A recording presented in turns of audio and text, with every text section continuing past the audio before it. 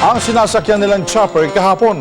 Ang kabuang detalye sa Express Balita ni Marian Alibi.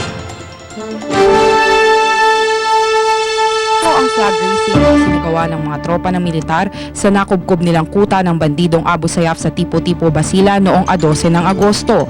Tanda ito ng tagumpay ng pamahalaan sa pinakamalaking base ng teroristang grupo sa Basilan. Isinagawa ito matapos ang deklarasyon ni Pangulong Arroyo ng all-out war laban sa rebeldeng grupo. Matapos nito, pauwi na sana ang news team ng NBN Channel 4 bandang alas 10 ng umaga nang maganap ang malagim na insidente. Dalawa po ang chopper na bit-bit ng Philippine Air Force patungo ng Tipo-Tipo, Basilan kanina. Nang paulanan kami ng bala sa gitna ng Lamitan, Basilan nang kami patawid patungo ng Zamboanga. Dahil sa pag-atake, napilitan ang mga piloto ng dalawang chopper na mag-emergency landing sa barangay Tumakid sa Lamitan. Wasak ang oil transmission line ng dalawang helicopter. Sugatan din ang mga sakay nito kabilang na ang 3 media men at nagkalasog-lasog pa ang ilan sa kanilang mga gamit. Ang isa po sa mga kasama namin may tama sa binti. Kung ako po yung nakikita nyo po ngayon, dahil po merong tama ng shrapnel doon sa aking bandang likuran ng binti. Nandito po yun sa likuran. At ang cameraman po na kumukuha nito, si Kuya Ege, may tama rin sa kanyang kaliwang braso. Hindi na po mapapakinabangan ng mikropono namin. Kasama po ito sa mga naging biktima.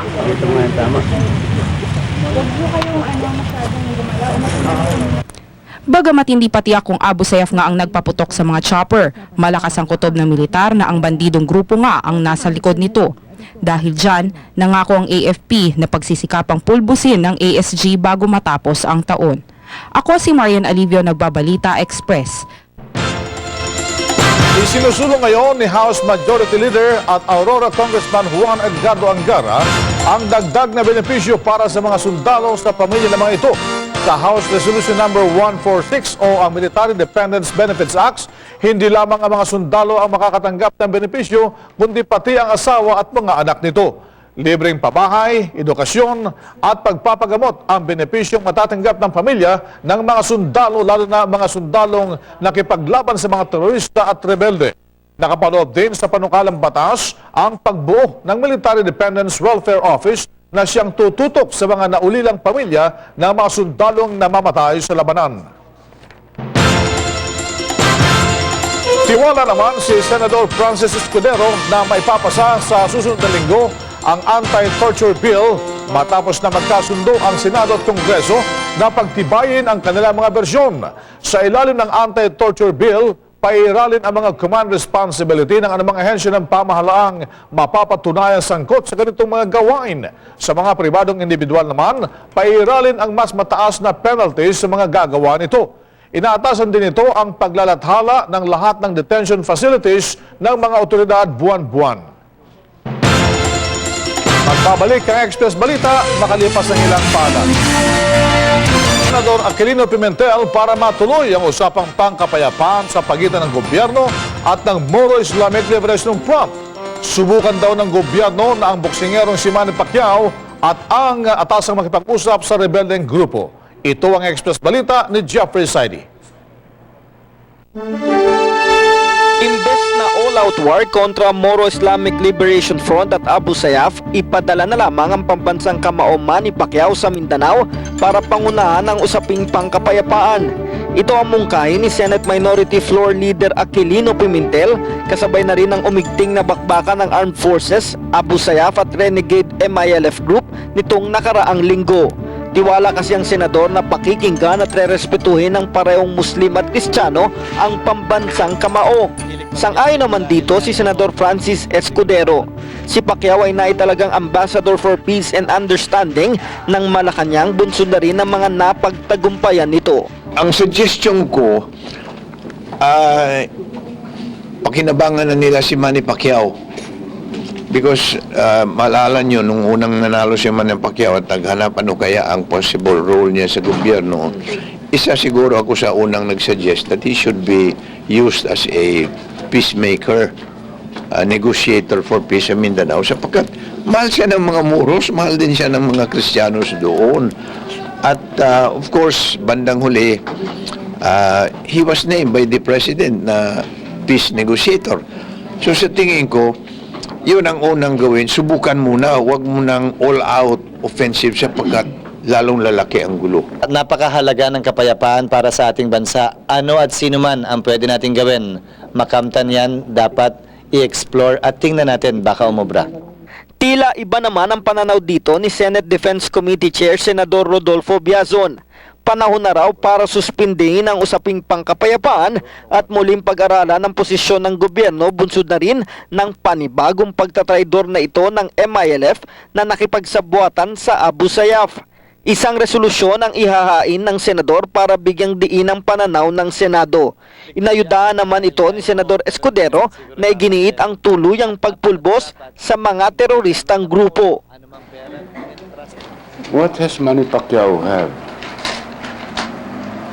that can surpass the efforts of the government, brilliant peoples in the past? If it will help, probably. Ako si Jeffrey Zaide, Nagbabalita Express. Magpapatawag ng caucus anumang araw mula ngayon si House Speaker Prospero Nograles sa lahat ng lider ng Kamara para pag-usapan ang kapalaran ng House Resolution 1109 o ang pagpapatawag ng CONAS. Sinabi ni Nograles na ihayag nila ang kanilang posisyon bago matapos ang linggong ito. Pinagbawalan muna ni Nograles ang kapwa niya, mga mambabatas, sa paglalabas ng impormasyon kaugnay sa maging kahihinatnan ng House Resolution 1109 hanggat hindi pa natatapos ang caucus na ipapatawag bago matapos ang linggong ito.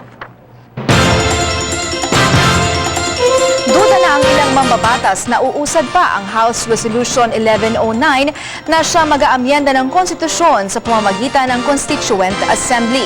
Sinabi ni Cavite Congressman at House Deputy Majority Leader Crispin Boying Remulla na sa basurahan na pupulutin ang House Resolution 1109 dahil may hirapan na umano ang Kamara na makabuo ng quorum dahil abala na ang mga mambabatas sa kanilang pangangampanya sa kanilang mga distrito.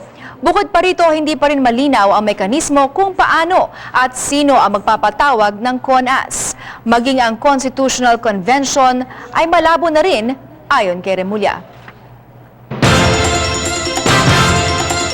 Humabol sa huling araw ng pagpaparehistro ang mga party list group sa tanggapan ng Commission on Elections. Sari-saring mga gimmick ang ginawa ng mga party list group na humihingi ng accreditation ng COMELEC. Ang detalye sa Live Express Balita ni Jinky Baticados. Jinky. Precious, alas 5 ngayong hapon ang itinakdang deadline para sa filing of registration at accreditation ng party list sa tanggapan ng Commission on Elections. Kanina, iba't ibang grupo ang sumugod sa COMELEC upang maghabol sa huling araw na ibinigay para sa kanila. Kabilang na dito ang Katribo Party List. Sinabi ng tagapagsalita ng grupo na panahon na upang maipakita nila at maibahagi ang kanilang parte bilang mga mamamayang Pilipino. Ayon naman kay Commissioner Rene Sarmiento, nasa 145 na ang mga petitioners. At sa ilalim ng First Division kung saan siyang nangangasiwa, asahan umanong dadaan sa mahigpit na screening ang lahat at ipatutupad nila ang mga patakaran. Dagdag pa ni Sarmiento, halos araw-araw silang nagsasagawa ng hearings upang masigurong ang bawat application ay matingnang mabuti. Sakalimang hindi pa pabor sa mga aplikante ang magiging desisyon ng First and Second Division, maaari rin itong umapila sa Commission on Enbank.